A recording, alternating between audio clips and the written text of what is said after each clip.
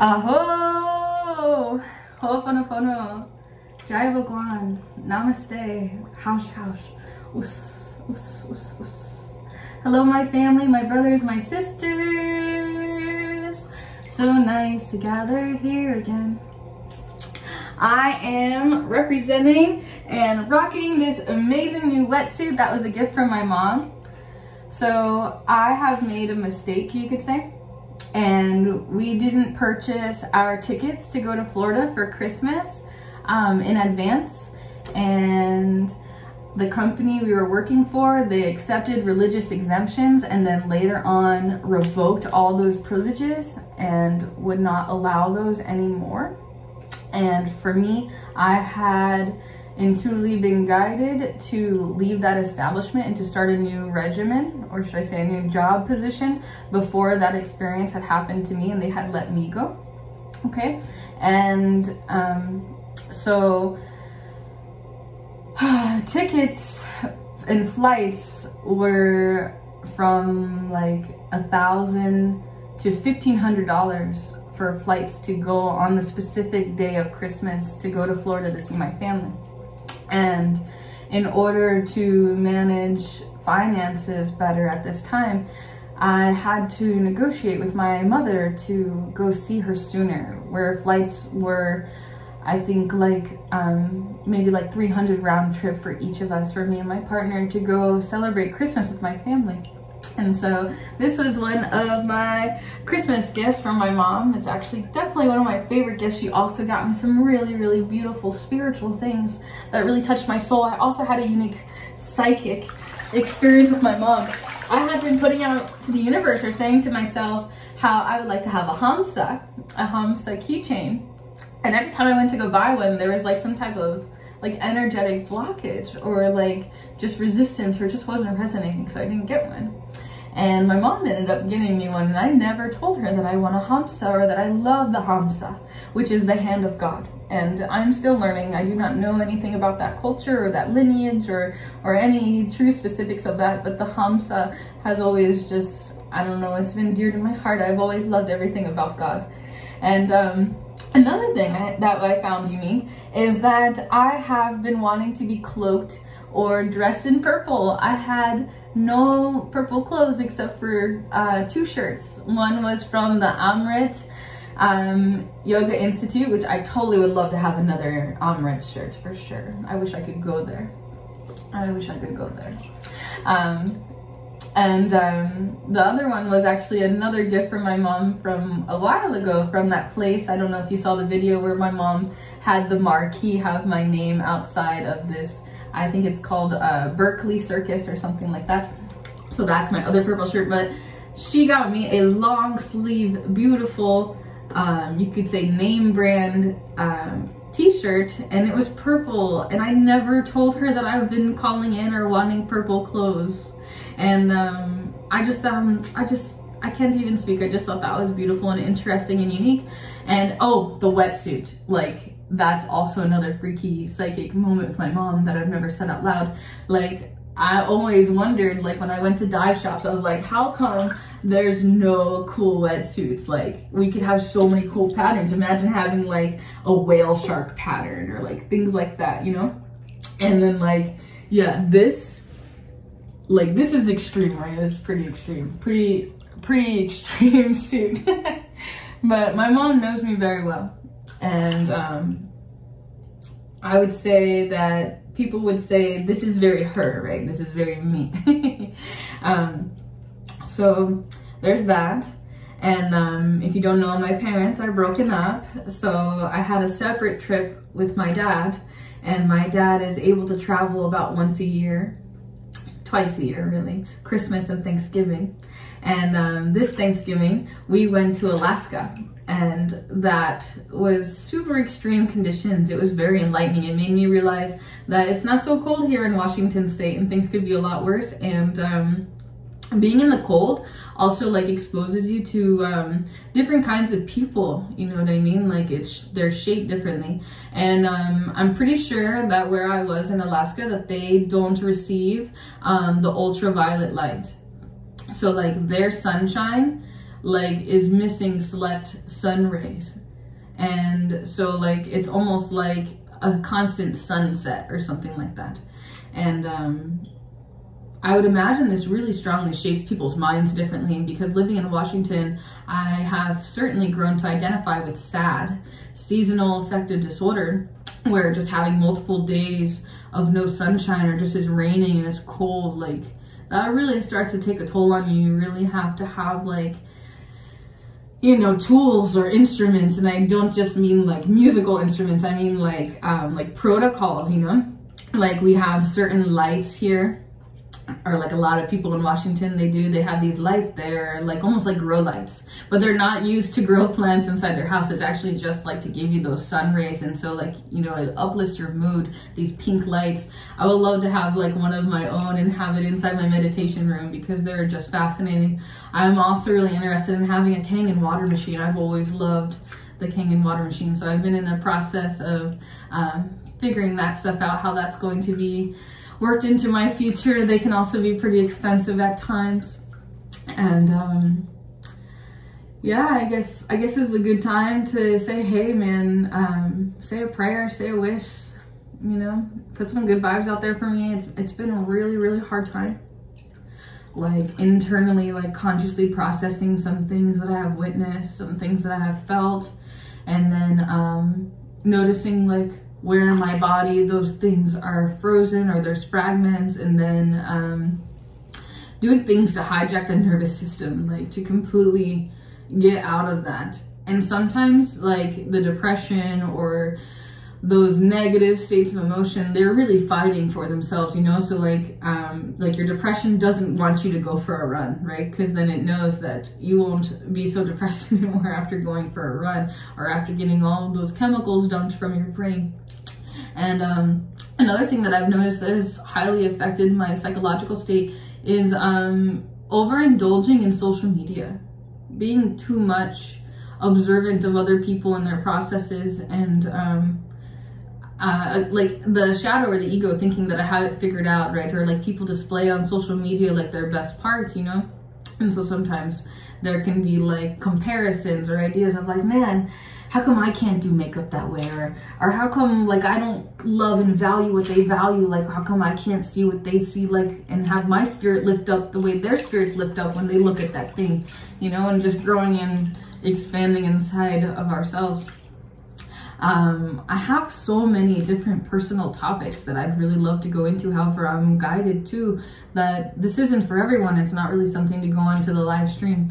However, I do plan on creating, you know, outlets or different ways that I can release this pent up emotion and kind of reach out to those of you who, I want to say who have already walked it out, you know what I mean? Like, maybe you've gone through domestic violence, maybe you've gone through being smothered, or maybe you've gone through being suppressed, or maybe you've gone through putting other people first, or like certain different mannerisms, right? Maybe you've been this kind of person, you know, and maybe you've transformed and it's just not who you are anymore. So maybe you can provide for me some perspective and some, you know, mental shift so that I can change the way that I'm looking at things, and I can stop judging or being attached to all these things. And kind of the message I'm getting now is just I need to let it go.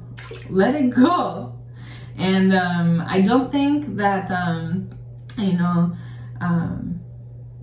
like straight up, I don't think that ayahuasca or ibogaine or mushrooms, you know, I don't think that these are the be all end all. You know, I think that they can be helpful, but they're not meant to be abused or used in certain ways. And it can be very hard to narrate on those things too. And again, the idea of safety, of being able to disclose those things, and the rules of censorship and things like that. And again, I will just love to have like safety and just a full container that I can just be my totality of myself. And the way you could say the legal laws of free speech are kind of being modified through these major corporations. And it's not very much so easy to collaborate and to network and to share ideas and to assist one another. In fact, there's like almost like this conditioning of fear and control and manipulation that is stopping everyone from seeing me as their sister, right? If I'm your sister and I'm saying, hey, listen, I'm really struggling right now financially or mentally, and I could use some emotional support, or I could really benefit from, again, being asked questions or things like this, you know? Like, are we going to give the sister what she needs, you know? If she needs food, like, are we going to provide? Are we going to create conditions like, oh, I'll buy you food if you do 20 push-ups, you know? Like, or is it just like the love of God inside of them, us, where we are just giving, just to love, just to support the life, you know? Like, there will be a time in my life where you won't be able to buy me a meal. I'll be underground, or I'll be upstairs, you know? I'll be home. But now, if you choose, you could nourish me and provide a massage or a haircut, or I'm just being silly, you know, like maybe a dentist. I don't know. I'm just being playful of all the ideas of the ways of taking care of people. I want to make jokes of giving me a euro because I'm just madly in love with euros right now. I just can't stop eating euros. Oh my God.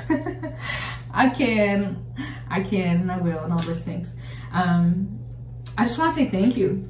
Like, just you being here and being a part of this, like, your positive energy is just exuberant. And like, I'm feeding off that now, even though you are now in the future watching this, I can feel your energy present. I have such strong beliefs in quantum mechanics, and I love quantum mechanics and quantum physics and all these ideas of alternate timelines and quantum jumping and all these things. And you can call me crazy all you like. However, just wait about 12 more years and I promise a lot of these things will be revealed to you, much like all the things that are being revealed to you now that have already been around for so long, and they are just now telling you that they have the information to do so.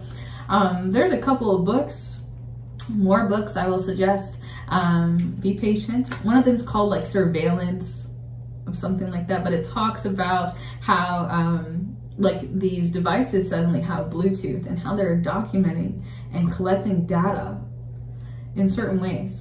And I'm not gonna get into that now. I'm not trying to be a Debbie Downer. I just think that it's helpful for you to know like what you're up against or what's out there, and how these subtle energies are changing you, how like maybe you're too busy being suggested by the AI to play this game that was on sale, and because you're doing that, you're not hanging out with your homeboy, and because you're not hanging out with your homeboy, they're not getting your positive attitude, and they're not having like a total path change because like you're just not showing up, you're just not being yourself because the AI had another idea for you to be a different self, and then you chose to believe and to allow that. Therefore you have that contract, that unspoken contract, and I'm asking you to choose to really like regain your sovereignty. I kind of talked about that on my Instagram post about like, you know, not giving into the power of suggestions that are being held there for you, and to instead like recognize your power to imagine something and to create from that space. But if you are so occupied and constantly stimulated with television and lies and power suggestion and all these like bit teams like behavioral insights, called a behavioral insight team, but like these behavioral scientists, you know, and these chemical engineers, they're modifying our food and all these things. If you only knew how your stomach is like your second brain. I mean, there's so many different things I could go into. I wish I could give it all to you, and then I could just like bippity boppity boop, make, you know, everyone's life better and wealthier and, you know, stronger ties and all those things, you know. I would in a heartbeat. But I guess right now is not my time, you know. I'm just trying to survive and thrive myself, and sometimes it's difficult being a living organism with consciousness, and to honestly sometimes to think that I have like all this power, that things like that, you know. Sometimes you can say I forget God, and I forget like how it's out of my hands. And then there are other times where I'm in total surrender, and when I can allow that surrender, it is just, oh my God, it is such a release. It is so providing to just feel safe enough to just, whoosh, just drop, you know? Well, this is getting longer than intended. I love you, and there's nothing you can do about it. Thank you so much for letting me share with you what I have received. Thank you so much for caring. Thank you so much for listening. Thank you so much for being a part of my world. I have so many more things. I have so much love, so much I want to create, so much I want to do. I need a network, a team, I need love.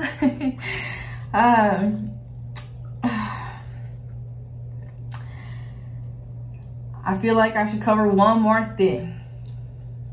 And something that I feel called to talk about that's awkward to talk about is about how like trauma, right, or like boo-boos, it's really hard to talk about this way, right? I want to call it trauma, okay? And I know so many of you want to dissociate from that word right away, like, you know, like if you only knew what I knew, trauma informed, like, oh my God. And even then, sometimes I'm not even sure being so trauma informed is really helpful, because sometimes I feel like it's making it worse, the fact that I'm so conscious and like mindful and fully present.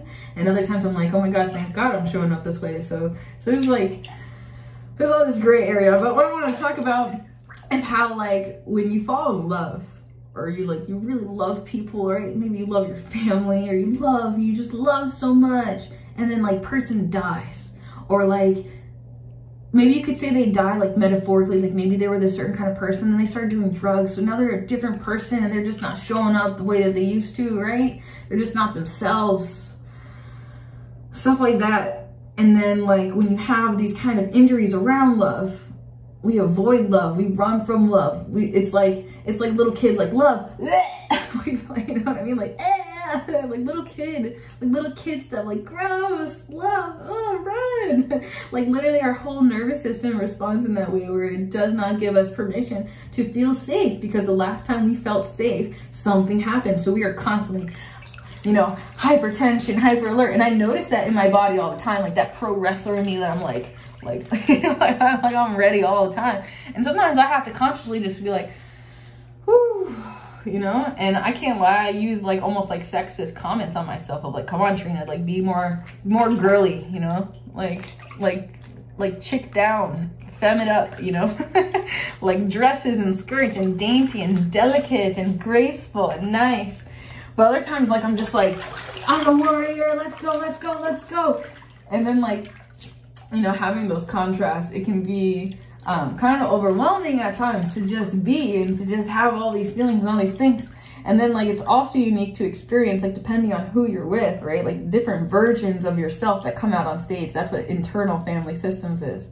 If you have never heard this term, internal family systems, please, bam. And if you have money, if you have $80, some practitioners are cheaper, but if you have $80 and you can get with someone who does internal family systems on Zoom or on webcam, or God bless you if you can get an in-person session right now on this times, right? All that control and all that separation, right? I highly recommend an internal family systems. But if you're not ready for it, you're gonna know. And I would encourage you not to dive down that rabbit hole if you're really not ready. Me personally, I have an internal family systems book. It's called No Bad Parts. And this book made me do some of the internal work myself, but also it was really messy not having a practitioner there. So I felt the need to get a practitioner after I had already personally started the work, because like it becomes overwhelming, all these things. And when you have a practitioner that's like, oh, of course your little girl self feels this way, or the mom in you feels like this, or this role that you play feels like this, and then it's combating. Your mom role is up against your little kid role, and there's these parts. And it's been very fascinating. So if that's resonating with you right now, I would highly recommend you to dive into that rabbit hole, because I wish I looked into that sooner. And I can't lie, I would love to do some more sessions, but yeah, we have bills to pay right now, and there is money management happening in other ways. I have chosen to make other investments, and I'm very excited and happy and proud in some levels to be providing for people and supporting their services and investing in them and things like that. But however, right now, like I'm having to be more mindful with my finances and smarter with eating habits and things like this to just navigate and create a better map, you know? I've always loved the stories of Ramachandran and kind of mapping the body and all of those things. And again, thank you for listening. I mean, I could just keep going forever. I used to make jokes all the time when I was little how I'll have a Truman show, but it'll be the Trina Mason show, and I'll just be live all the time, sharing my life. Some of you follow me around. Here we go. What's she doing now? What's she doing now? Oh, you see that? What just happened? All that stuff. I'm just filled with all this invigorating energy. Maybe it's like this blessed Sunday, or I'm not fully sure. Maybe someone's saying a prayer for me. Maybe it's just like the quantum mechanics again. I don't really know. But thank you so much for reaching out. Thank you. If I have not gotten back to you, please know I have like 300 emails right now. I have so much spam and garbage and just, you know what I mean? And like, I start to hate, I know that's a strong word and not a really positive word, but I really have a dislike of the artificial intelligence sometimes. However, sometimes it can be a benefit because one could, you know, be a freelancer or have like your own business from the virtual world and not have to be dormant in one place. I could be traveling all over and helping people all over and going to different countries and doing so many different things. But again, if I don't have enough in my cup, then I have nothing to give, you see. So again, thank you. I also am called, I'm gonna say this, I'm not someone who really likes to market herself like this and that way, or try to force myself on others, you know, but I feel guided to plant the seed right now. If you feel called to have a guided meditation, or if you have never had one before, or if your mind is cluttered and you are experiencing some things in the mind and in the body and it's hard to keep going, I don't care if you don't have money. I'm not here for that. If you have money, like, that's great too. I like to charge $2 per minute for my work. I have also charged $1 per minute for my work. Sometimes, even if you are really financially struggling, but all you have is like $3, like giving one of those dollars of the 3 will kind of show the universe and me and yourself, like, I am invested, you know? It's like a symbolism thing. It's kind of hard to talk about that equal energetic exchange. However, many of you know that if you worked with me before, as long as you are doing the inner work, like for example, if I give you homework and say, okay, you need to do a food journal for a week, and I want you to really look at paper, like what you're eating and how it's affecting your psychological states after you eat certain things. Like if you're not doing your homework, and I'm doing free service and giving you hours of attention and listening and feedback, yes? And if you're not doing like any of the work, like I'm going to have to focus on myself and do meditation myself and keep doing my own internal work because you're not ready. And it's okay if you're not ready. There's a divine process. And I trust in God that you will get everything that you need. And I am Trina Medicine, right? I'm a bittersweet who is not for everyone. And I have grown to accept that in ways. And in some ways it's been uncomfortable and difficult to accept and whatnot. Yes, I'm still human. But I love you and I have to go now. Aho!